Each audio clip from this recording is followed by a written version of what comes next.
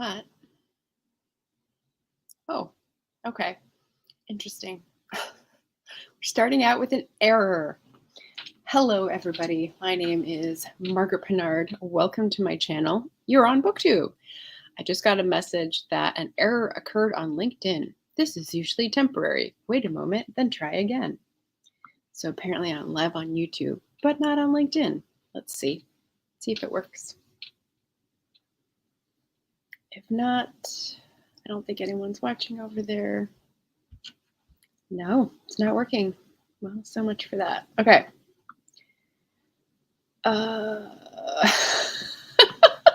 Doesn't currently support deleting streams from Streamyard. Well, then why do you give me the option? Just, oh my goodness.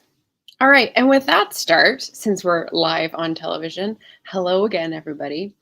I've got a thinking question for everyone who's joining. So this, as you may have noticed from the thumbnail, is a themed book review roundup.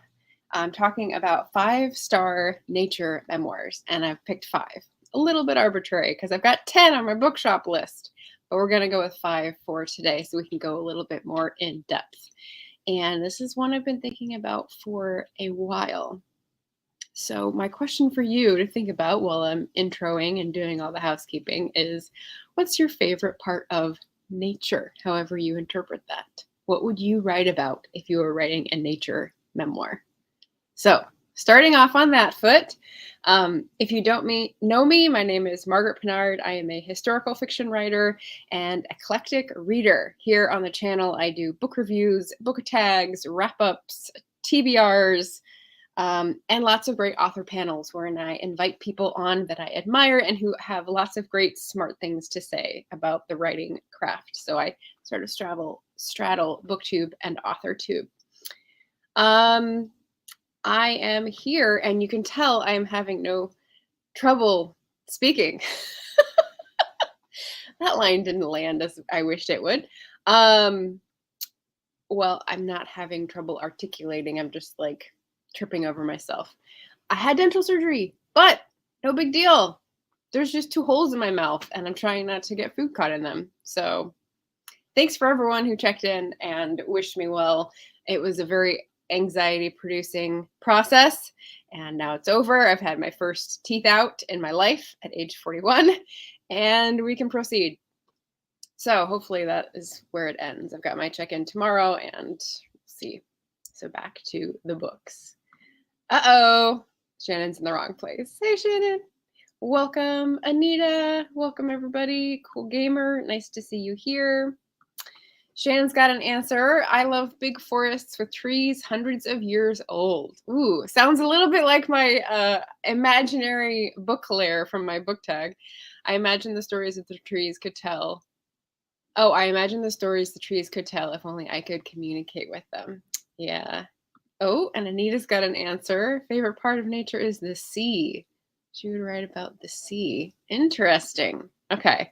So we've got forest and we've got sea. So far, I've got stuff for both of you guys. So this is great. Books. What was I going to say? If you're interested in nature memoirs, or if you haven't come across one that you like yet, here are my recommendations. I've got them on Bookshop if you want to check them out. And I'm going to go over the top 5 right now. So the first one, I don't know if you may have heard about this one before. I'm going to pop the card up above from when I talked about it. I gave it its own standalone book review, so you may know what's coming here. Number 1, Gathering Moss by Robin Wall Kimmerer. And it's called A Natural and Cultural History of Mosses. And it's a pretty slim book, right? You can see it's a little larger than usual, but it's slim in pages. And there's illustrations as well. Talk about moss, stuff like that gets stuck in. And it's an academic press book. So this is before her huge success with Braiding Sweetgrass came out, which is a much chunkier book, which I have yet to read. But this is why this is in my top 5. Let's see. I took notes on this so that I wouldn't be like tripping over myself, but best laid plans. She starts us off with a preface and basically setting us up for the fact that this book is going to be a journey of having new eyes to look at the landscape. One of the great things about moss, if you're a moss lover like me, is that it's a forest in miniature. So she has several essays that actually talk about this in terms of the creatures that live in the moss and the boundary layer and interaction with water and lots of interesting science stuff, but that is very understandable and digestible. So new eyes and perspective, which I really liked. I think she does a really good job of setting up the structure of this book to make it accessible and not cut and dried science part, memoir part, but woven together and conversational. So we've got just some things that might attract your attention that don't jump out from the blurb. Standing stones, the Appalachians and the Northeast landscape, field trips and bryology in the Pacific Northwest, near where I am. Talk about boundary layers, in case that's something you've heard before. Amphibians, a different kind of sexual revolution. So, not just the 1960s. There's a whole plant sexual revolution, which I was very surprised by. The role of moss in remediation, which is awesome. If you've gotten into any of the plastic solutions or mining tailings solutions or slag heaps from other operation solutions, people talk about microorganisms that can eat through bad stuff for humans, and moss turns out to be one of those things. So that was really cool. We've got talk about water bears. Have you guys heard of water bears before? I loved the story about the Kickapoo canoe. That was, I think, my favorite writing example of the author's interaction with her environment.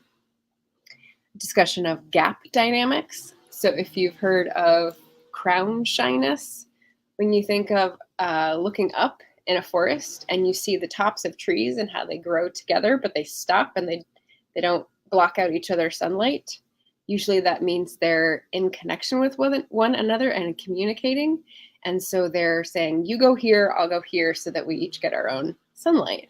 And gap dynamics is a similar concept to that, which is when you have a disturbance or a catastrophe, indeed, something like that, then you have one type of species or many types of species that are built exactly for that circumstance. And so fools rush in and accomplish a function that is needed in that time and place to have other things come and go.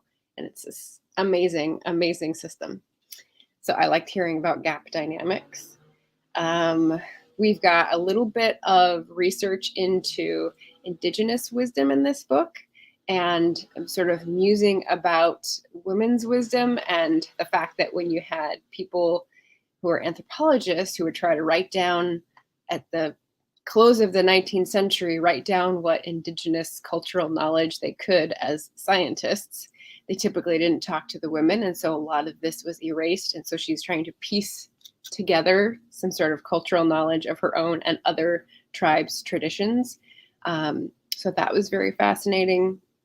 She talks about bogs. I don't know if you've been with this channel long, but I do celebrate International Bog Day. She talks about the black market for moss, which I had never heard of before.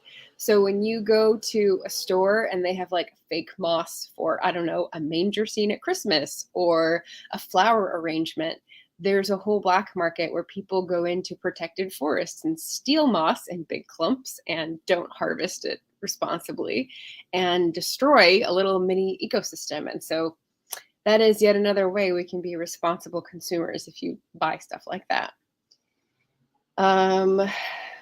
She has a chapter that's about the owner and sort of the human relationship with moss.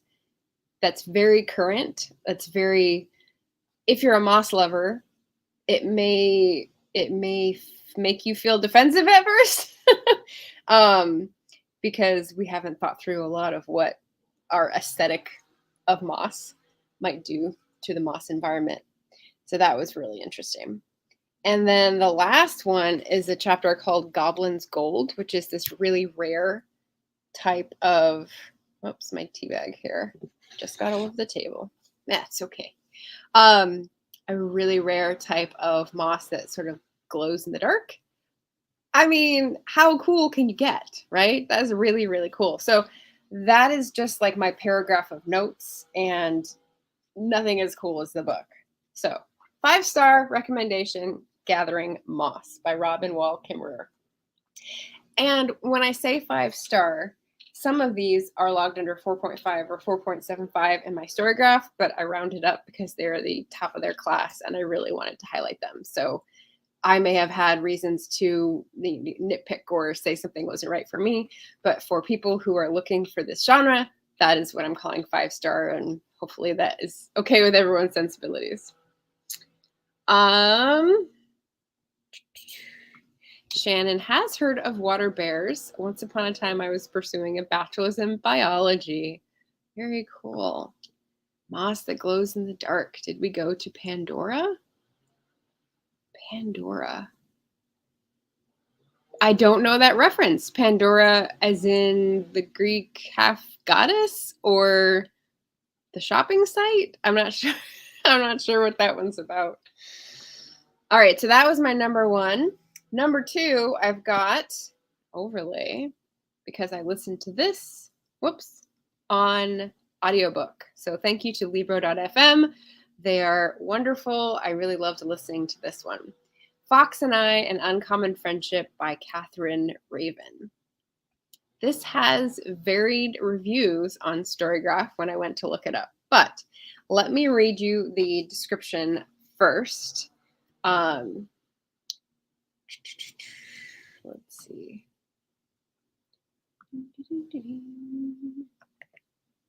Hold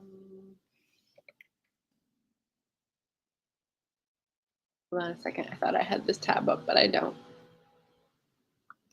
And also, they're being noisy outside with the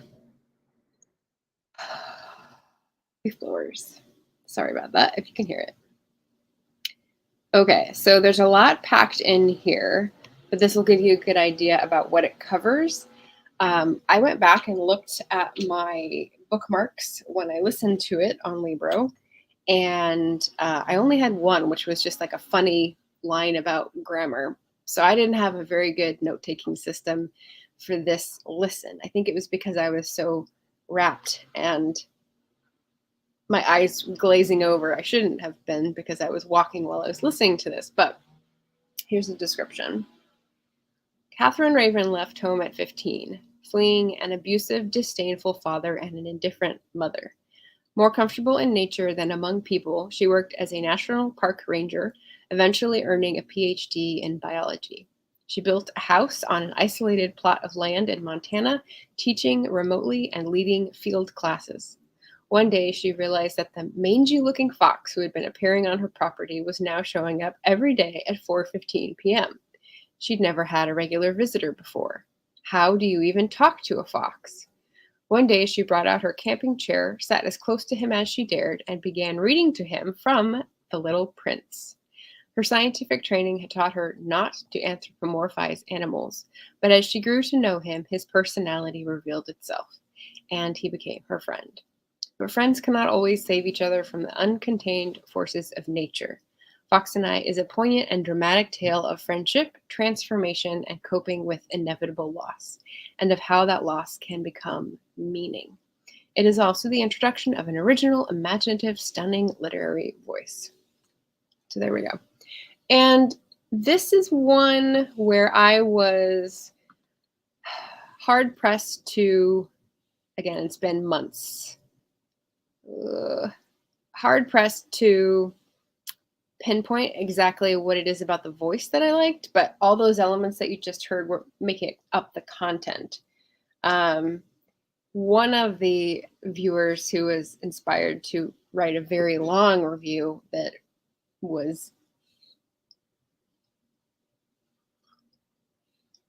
dissatisfied was a vegan animal rights and activist, and she took issue they took issue with the fact that it's a friendship with an animal as the subject of the book, but she is also a hunter, the author herself. And so there's these two things existing that they didn't see as compatible.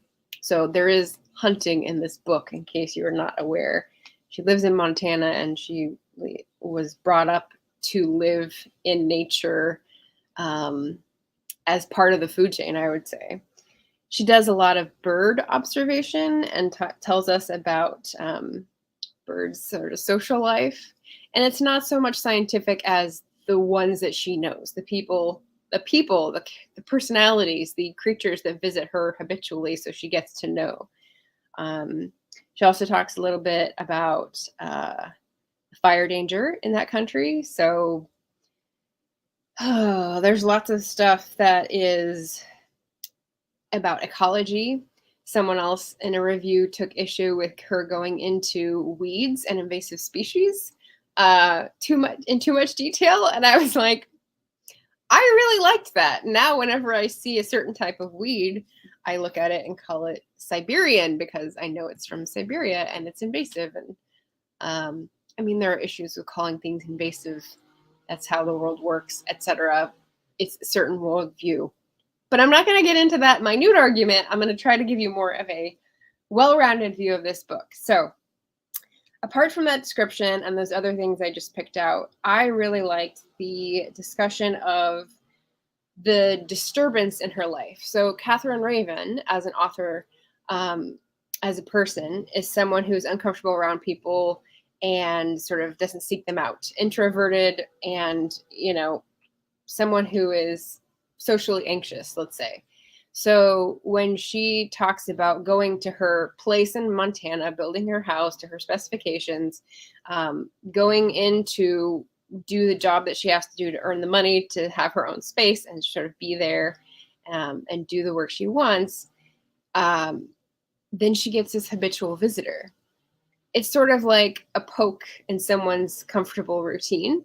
And so this sort of disturbance, speaking of gap dynamics, evolves and blossoms into knowing, I would call it. So the review or the description that I read called it meaning, but I think I would call it knowing. And let me see if I can explain that.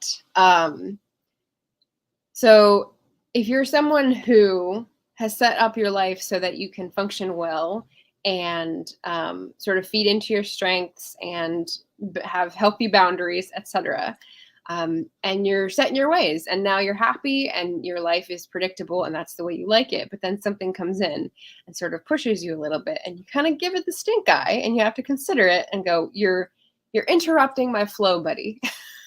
I feel like that's kind of what happened. And then instead of maintaining that rigid posture of this is my comfort zone and not a foot further, Katharine Raven is unique in that she, well, one, her instinct was to observe, right? And then the interactions and the observations, I feel like, sort of melted into this friendship that she describes. She does a lot of sort of gentle philosophizing and then laying herself open to things. And that's what I mean by knowing, because she questions the whole anthropomorphizing of animals. And I don't know if this is when I first thought about this. I think I may have thought about it before, but this brought it up again. Anthropomorphication, not that I know anything about it in scientific circles as she was describing, but to me, it was a sort of neutral literate thing that you would do if you were writing a poem or story and you would give an animal human characteristics. Well, that description of the word itself depends on the understanding of humans and animals to be very different, and that animals can't possibly have the characteristics that we ascribe only to humans. And that is what we break down in this book. And I thought, she doesn't do it academically. She doesn't do it like point blank. She just sort of introduces it in as part of her own journey, growth, learning, getting new eyes as well. So I thought that was really, really cool. Digestible science about wildlife and human marking time is what I put in my quick description. So we see basically Catherine Raven talk about her early history, her job history, part of her learnings, and then the sort of settled time that she keeps coming back to and learning different things about this fox. And it's hard to pinpoint, like I said, what is the magic in the writing or the structure, but it's smooth like a river, and I really, really liked it. So 5-star recommendation. There we go. Do I have a card for this one? No. Okay. Number 3. Oh, Shannon is referencing the Avatar movie, and Anita is saying the same thing, and it's the name of a planet. Okay, well, I haven't seen Avatar, so I didn't know that. So our third book is another one I have a physical book for, and you've also seen before. So this one does have a card. I actually think I've talked about this before, so I'll put the card up at the top in case you want to check it out in my wrap-up. So this is Orchard, A Year in England's Eden by Ben MacDonald, and Nicholas Gates. So that is a writer and a photographer, basically, because you've got a little section in the middle that is all these like really amazing nature photographs, but just a little section. And what's amazing about this book, right? Aside from the cool cover, A Year in England's Eden. So what happens in this book is that we're observing a small bit of acreage, kind of like if you ever watched Winnie the Pooh, it's like the 100-acre wood. I don't think it's 100 acres, but it's like a small piece of land in, I don't know, Hertfordshire, Buckinghamshire, somewhere around there in the heart of England. And it's where they used to make cider, right? In the 16th, 17th century, this part of England was well known for having miles and miles of orchards. I mean, you think of like monocrops in California with almonds, like orchards everywhere, right? But diverse ones, because, you know, they didn't eradicate everything with pesticides. So Ben MacDonald and Nicholas Gates went to this place over and over again throughout a year and took pictures and observed and sort of scientifically documented what was happening with a background in science that was basically the system interacting with itself in this little piece of land that was untouched and not developed, when a lot around it has been developed or turned into monoculture or grazing land, right? So like the other main options. This is a piece of land that has been left as a natural habitat, overgrown from the cider orchard. So we've got fruit trees that are very old, and we've got the birds and insects. There's a lot of insect talk in this. If you need a warning for that, there's a lot of insect talk. Birds, insects, small mammals,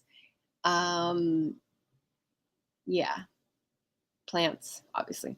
So I got to learn about cider history. And lots of stuff about insects. So I did not know that there were so many species of bees besides honeybees. I only know the ones that we steal from, right? And I was definitely set on the straight and narrow about this, because I talked about this book, and Beth Ann Berninga-Sokol, our local bee scientist on BookTube, definitely chimed in to say, yes, it's definitely true. And I didn't know that bees make their homes in the ground. So I only knew about the bees that have beehives and they're in tree bark, or, you know, things with a round structure.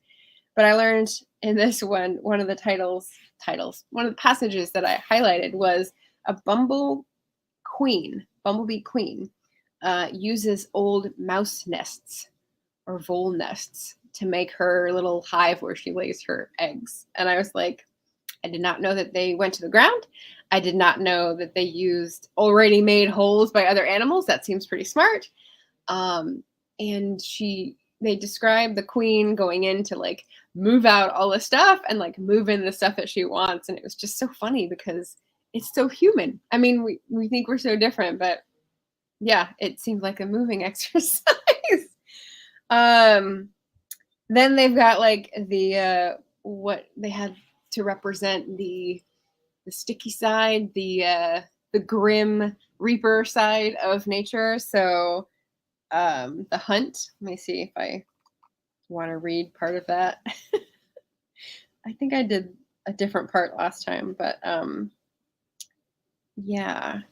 So I think Beth Ann was defending the hornet as well when I talked about this. So Ben MacDonald's writing here, I watched in awe as one of these turbocharged wasps, the hornet, traumatized the large honeybee colony hidden deep within the walls of the hop kiln. Its strategy was one of precision ambush, an avian leopard lying in wait. Positioning itself no more than a foot from the crack in the wall, the hornet waited, hovering deftly in midair, poised for a returning bee. The hornet seemed to know that honeybees arriving back from their forays burdened with pollen would be exhausted. It paid no attention to bees leaving from their hole in the crumbling mortar. Fresh-faced and unladen with pollen, they could readily escape its chasing jaws, but an exhausted bee, returning to its nest now up to 50% heavier than before, is an entirely different matter.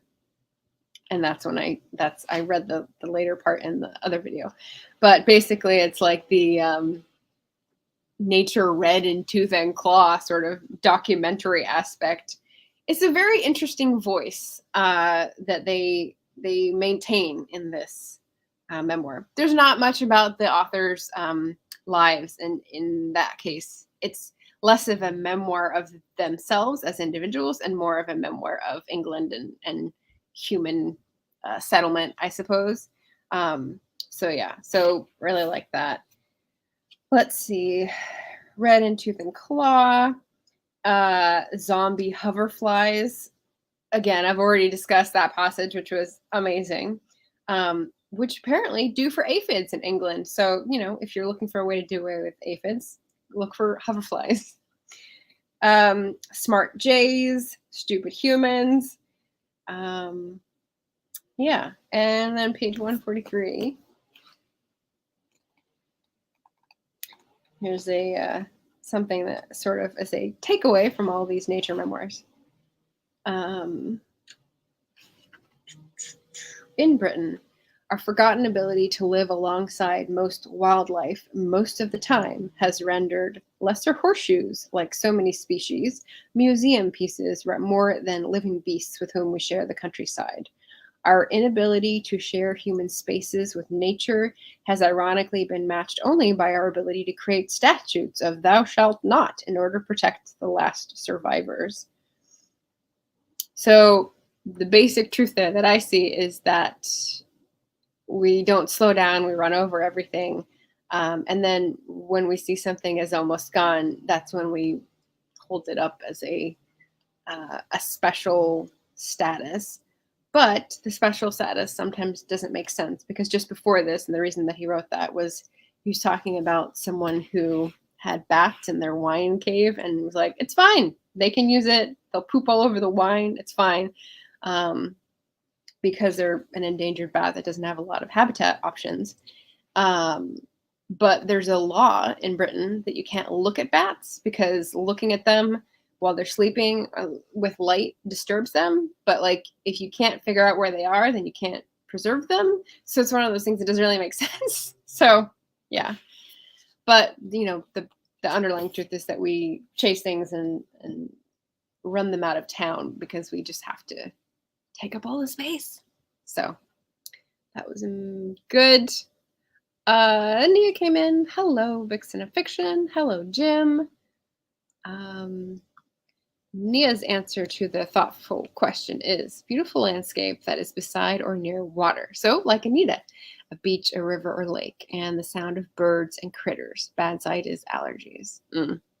So you would write about sounds, and it looks like boundary zones or boundary layers, land that's near water. Very cool. Jim says orchards, probably Herefordshire, famous for cider near Welsh border. I was close. I said Hertfordshire, so I think they're right next to each other. Thank you for that. I did try to drop a pin on my Google map when he said where it was in relation to a forest that was actually labeled on the map, but I forgot like which county it's in. So yeah, it's definitely right around there. So thank you for chiming in. All right, so we're at 3, this is when I was going to pop in and take a little break and tell you what's coming up on the channel. I am waiting for a couple pictures for thumbnails, so I don't have the events made up yet. But Sunday, we're looking at a romance panel on the channel, perhaps. But if Esther can't make it because of the power situation in Puerto Rico, I might reschedule that one. Either way, later in the day, we'll be having a Voltron productivity sprint on someone else's channel. So that's where I will be later in the day. Next Wednesday, same time as today, we'll be doing a Patreon book chat with Paula Butterfield, who's a fellow PNW author, and she's a lecturer about women in art. So I'll be talking to her about her first novel and a couple other timely topics that happen to coincide. And that is supported by my patrons. So if you're interested in that, you can always check out the levels of Patreon support, like $2, $5, and $8 per month, or you can just leave a one-off. And then finally, next Friday, we're going to be doing the sci-fi fantasy panel. And this is a definite because I have lots of people on this one and it's no one without power. So the theme of these panels is going to be TikTok related. So, you know, hold on to your hats. There's a trend, I guess I'll call it a trend, called Smash or Pass, which is basically like judging the attractiveness of a thing in the first second. You say smash or pass. Would you do it? Would you not? Would you date it for the PG level? And I'm going to turn this into a bookish tropes thing. So we're going to be going away from the sex appeal and using it on bookish tropes. So I have a list, I think, of about 10 for sci-fi fantasy. And we'll be just bopping around and seeing who aligns with whom. And maybe some people will be changing their minds or persuaded. Who knows? Who knows? But we'll get a little bit of a sense of what tropes we like for the people who I've invited on. So that should be fun. So that's going to be Friday, September 30th at 5 p.m. Pacific, I believe. And I will put all these up in the next few days as soon as I get pictures. Okay, so back to the last two. The next one is a overlay. So I've also talked about this one before, raved about it. It is, let me say the title, Miami's Future on the Shores of Climate Catastrophe. That's the subtitle. Disposable City by Mario Alejandro Ariza. And Mario Alejandro Ariza is someone that I followed on Twitter after reading his book. And he's great. He's one of the people who's like journalist on the front line of climate stuff. And I definitely recommend following him. But the book itself is, it's like the best pieces of nonfiction that I like, in that it takes various aspects of an issue and personalizes them, as well as gives us statistics that are not dry at all. So let's see. I have a quote in someone's review on Storygraph. This is Samantha's review. And she just has a quote, I think, from the beginning of the book. For a city like Miami, stuck on the front lines of climate change, resilience without massive carbon cuts and immediate state and federal aid is the policy equivalent of hospice care. Much as early capitalism learned to project systemic failures onto the personal shortcomings of those it failed, good point, so too does the emerging creed of urban resilience subtly shift the onus of adaptation and migration from the national level to the municipal. It is now Miami's responsibility to adapt, even though a future sea level rise of several feet is already baked into the climate system, even though there's little high ground to go around, even though it's an open question whether or not the city has another 50 years left in it. Oof, right? So this is a frontline city, right? There's lots of things that are waiting to go wrong and are already going wrong. And it's not doom and gloom in terms of these are all the policy choices that led us here. It's more like he's someone who's lived there for a while and has family there and history there and understands the landscape, the human settlements, and then did a lot of work talking to scientists and policymakers and residents and real estate professionals. More on that in a second. And then also reflected those findings back into his own personal life in terms of his family's choices and like the history of race in the city. So really, really good. I learned about the ecology of groundwater in Florida. So Shannon might be interested in this one. Groundwater coming up and limestone acting like a sponge and all that kind of stuff. Just like geology that you might have studied, but it's very local. So if you weren't where you are now in elementary school, you probably didn't study it. Like I know plenty about the California missions, but not like it's stuck in my head and not like I'm there anymore and not like it's relevant anyway. So I would much rather have had like a forestry course in 4th grade, but whatever. So geology, groundwater ecology, the human's response to those things, gentrification. So one of the interesting things that I got out of this book was that beachfront property is the most expensive. And one of the things you might expect to see flipping is people with high ground houses that were far away from the city center and all the cool amenities, like what you would describe as favelas in Brazil. Those are going to be bought up and made into the only habitable land. So how are they going to compete for housing, right? It's not going to swap. It's not like you can go to live on the beach in a shack because it's not going to be there anymore. But there's no swap. So it's basically like climate migration being forced onto people through price changes. And it's strange because we have this idea in the US that there's an invisible hand and it's the market working out magically who needs to be where, right? If you don't have enough money, you can't live in a certain neighborhood. Well, people would have had enough money to live in that neighborhood if there wasn't speculation going on. And real estate speculation is a thing in the world now, and it's affecting everybody, everywhere. And the other thing that surprised me about the real estate linkages in this is the insurance long con. So there's plenty of quotes in here on the record, off the record, where Mario Ariza talks about the insurance markets and how close people are playing to the end. And just like, yeah, we can get another 50 years out of this. We'll time our investment to go up then, and we'll leave someone else holding the bag, is basically the idea. It's not long, it's not, what's it called? Not long distance thinking. It's definitely not 7 generations thinking. It's how can I get the most out of this investment, this marginal investment that is not my livelihood, and leave someone else with the bill when it comes time. And that is just exposed for all to see. So I would love to see policy options that take those people to task and, like, I don't know, make it illegal and then make it enforceable. Like maybe somebody.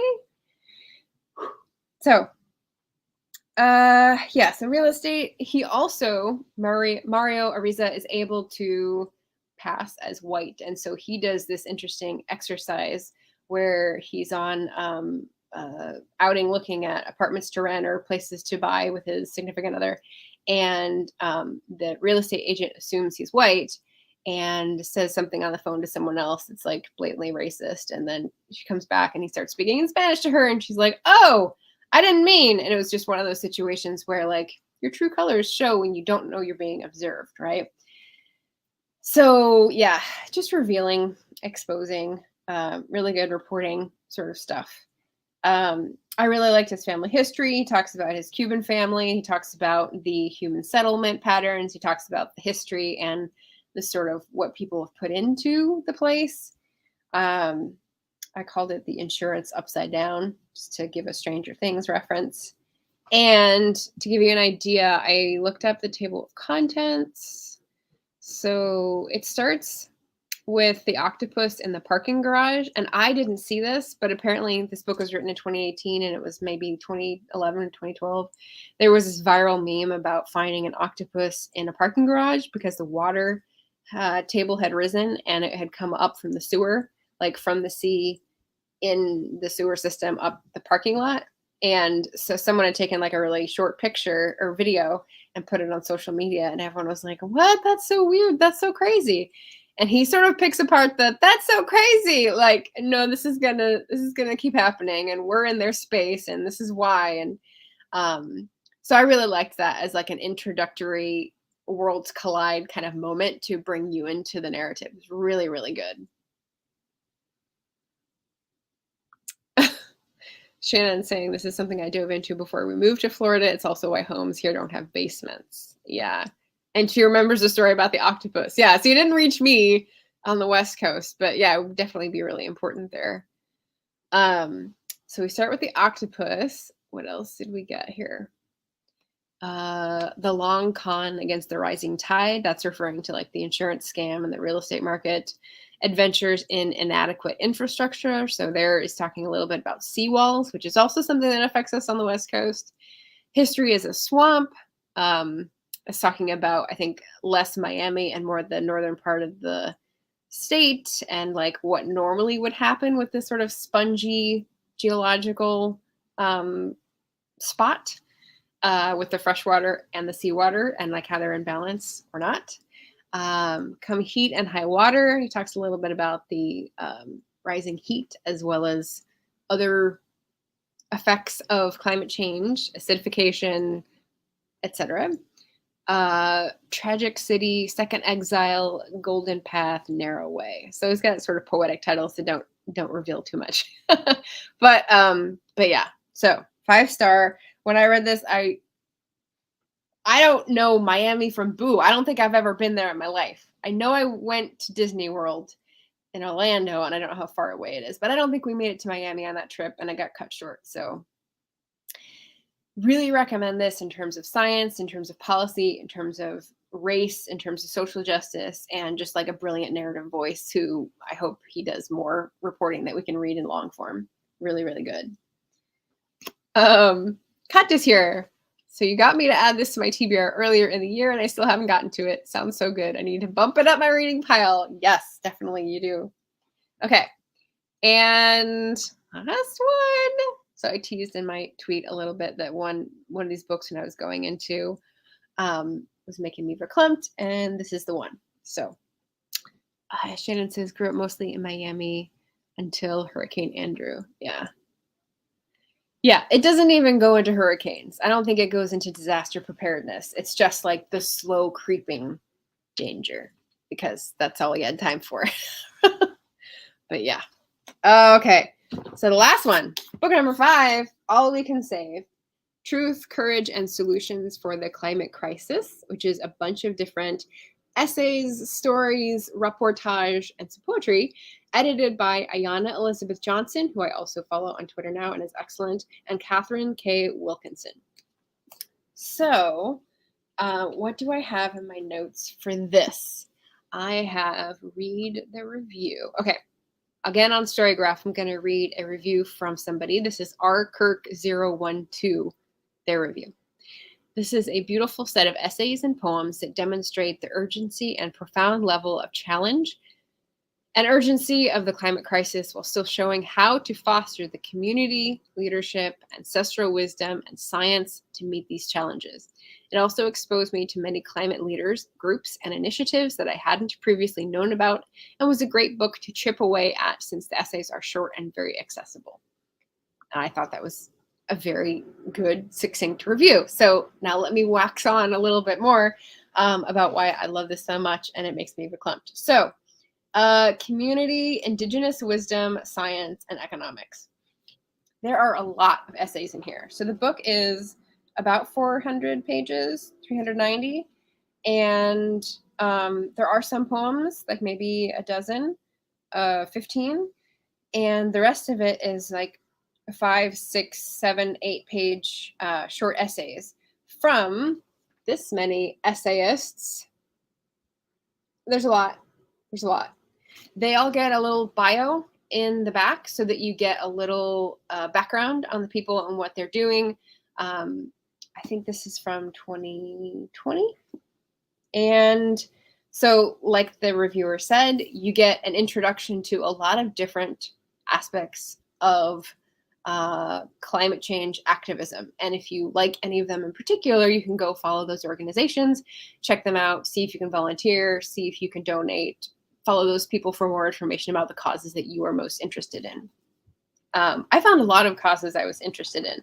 And, typically my problem is that I can't choose. So this book didn't help with that. But it did help with grounding me in the knowledge that people are acting, right? And doing things.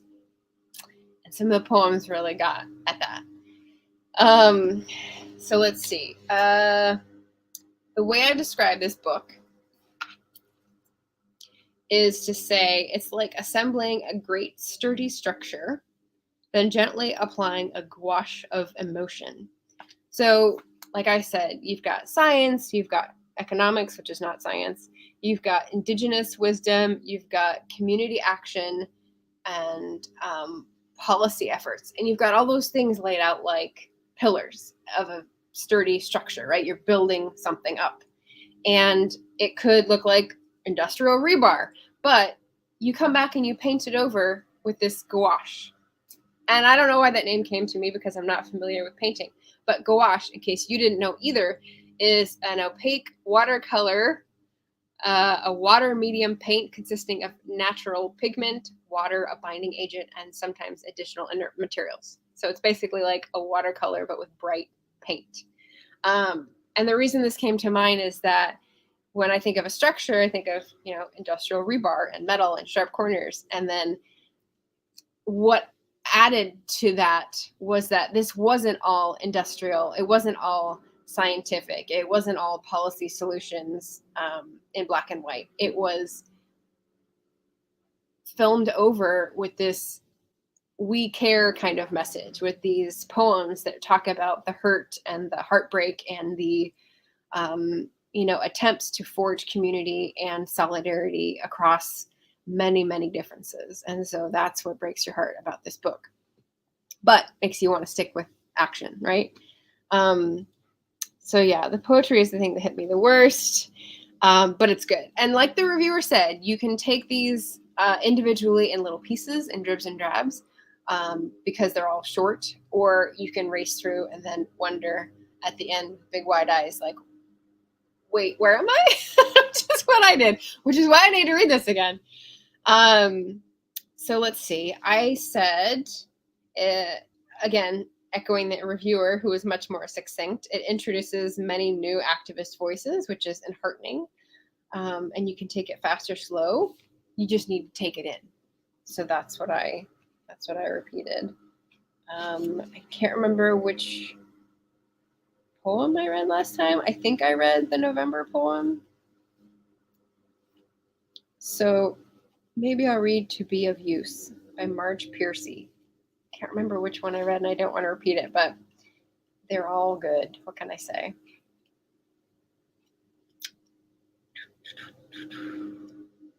There's just so many badass lines in this. Oh, people are so good. Okay. Oh, can I even read this? I don't know. We'll see if I can get through it. This is called To Be of Use by Marge Piercy.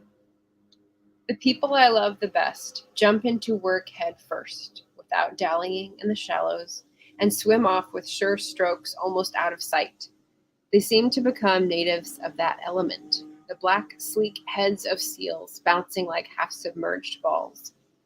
I love people who harness themselves, an ox to a heavy cart, who pull like water buffalo with massive patience, who strain in the mud and the muck to move things forward, who do what has to be done again and again. I want to be with people who submerge in the task, who go into the fields to harvest and work in a row and pass the bags along, who are not parlor generals and field deserters, but move in a common rhythm when the food must come in or the fire be put out. The work of the world is common as mud. Botched, it smears the hands, crumbles to dust. But the thing worth doing, well done, has a shape that satisfies, clean and evident. Greek amphoras for wine or oil, Hopi vases that held corn are put in museums, but you know they were made to be used. The pitcher cries for water to carry, and a person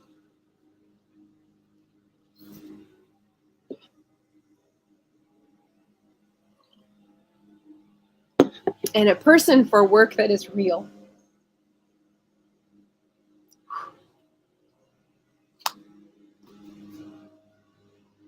Hopefully you can hear that because the leaf blowers came right below my window while that was happening. What else can I say about this book? I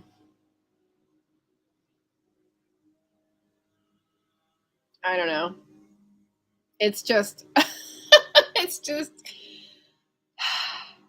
one of the things that gets me down in life these days is how little work I feel we do, and important work. And that's why I want to read this book again, because it's inspiring and galvanizing, motivating, I will say. Yeah. Oh, okay. Shannon said, took you to the bus stop with me. Just watch. You'll end when I'm getting the kiddo off the bus. Made it back.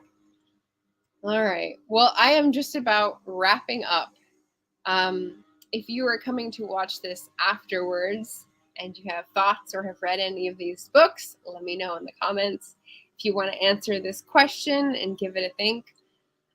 If any of my reviews or descriptions have changed what you thought about nature or how you fit in or what you would write about, let me know about that. Yeah.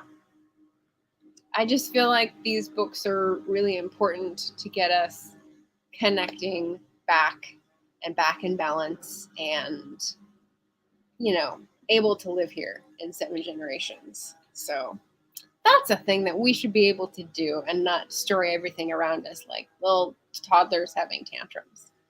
But maybe that's just me. So that's it for today. Like I said, we've got plenty coming up: panels, Patreon book chats, productivity sprints, and hopefully one more top 5 themed roundup like this one. But this just sort of, I don't know. I think I took a long time because I wanted this to be really good. And yeah, that is the top 5. I'm going to put the link to Bookshop in there one more time because I have 5 more, but I didn't remember them as concretely, and so I did not go to describe them. But they are 4.5 to 5 stars on my story graph, so I definitely enjoyed them. But yeah, if you check out Bookshop, it's an affiliate link, so I get a little kickback. No cost to you. In other news, happy Wednesday. I went out this morning early and got a bunch of pastries to last me for like 5 days. So I am set. I just needed a little win. So hopefully you'll get one of those today. Maybe one of these books speaks to you. Let me know in the comments. Subscribe for more, and I'll see you again soon. Thanks, everybody.